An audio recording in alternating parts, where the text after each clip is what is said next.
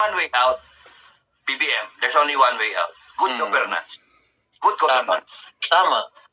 Kami, ang linya namin, betrayal of public trust. Linya namin. Ngayon, kung ibabangga mo yan, betrayal of public trust, at nilagay ka lang ng taong bayan, nilukluk ka, lalabanan mo pa yon, talo ka. Dami namin eh, marami kami. Ikaw, betrayal of public trust kasama yung mga ibang politika, mayayari kayo, masesesante kayo, we will fire you.